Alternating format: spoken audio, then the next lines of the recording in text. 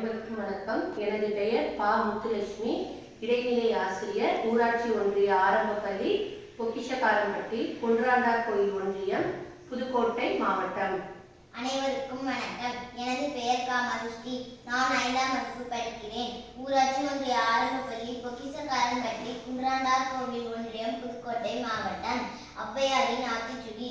அறம் செய்ய விரும்பு, ஆறுவது சினம், இயல்வது கரவேல், ஈவது விளக்கேல், உடையது விளமேல், ஊக்கமது கைவிடேல், என் எழுத்து இகழேல், ஏற்பது இகழ்ச்சி, ஐயமிட்டு ஒப்புரவு ஒழுகு, ஓதுவது ஒளியேல், அவ்வியம் பேசேல், அக்கஞ்சொருகேல், கண்டு ஒன்று சொல்லேல், ஞப்போல் வளை, சனி நீராடு, நயம்பட உரை, இடம்பட வீடு எழில், இணக்கம் அறிந்து இணங்கு, தந்தை தாய் பெண் நன்றி மறவேல், பருவத்தே பயிர்சை, மண் பறித்து உண்ணேல், இயல்பு அலாதன செயல், அரவம் மாடேல், இலவம் வஞ்சில் துயில், வஞ்சகம் பேசேல், அழகு அலாதன செயல், இளமையில் கல், அரணை மறவேல், அனந்தல் ஆடேல், கடிவது மர, காப்பது விரதம், கிழமை படவால், கீழ்மை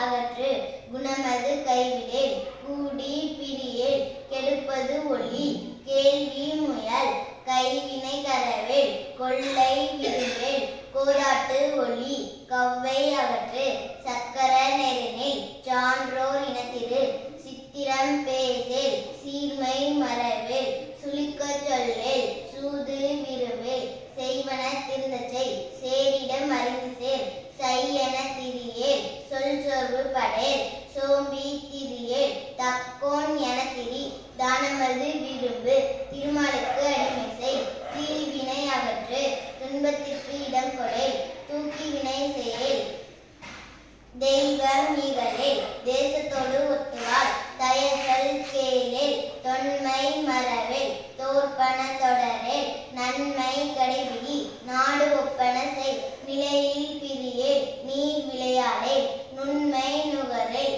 நூல் பலக்கல், நெல் பயிர் விளை, நேர்பட ஒழுகு, நைவினை நணுகேல், நொய்ய உரையேல், நோய்க்கு இடம் கொடேல், பழிப்பன பகரேல், பாம்பொடு பலகேல், பிழைப்பட சொல்லேல், பீடு பெற நில், புகழ்ந்தாரை போற்றிவாள், பூமி திருத்தி உன், பெரியாரை துணைக்கொள், பேதமை அகற்று, பையலொடு இணங்கேல், பொருள்தனை போற்றிவாள், போர் தொழில் புரியேல், மனம் தடுமாறேல், மாற்றானுக்கு இடம் கொடேல், மிகைப்பட சொல்லேல், மீதுன் விரும்பேல், முனைமுகத்து நெல்லேல், மூர்க்கரோடு இணங்கேல், மெல்லி நல்லால் தோழ்சேல், மேல் மக்கள் சொல்கேல், மைவிலியார் மனையகல், மொழிவது அறமொழி.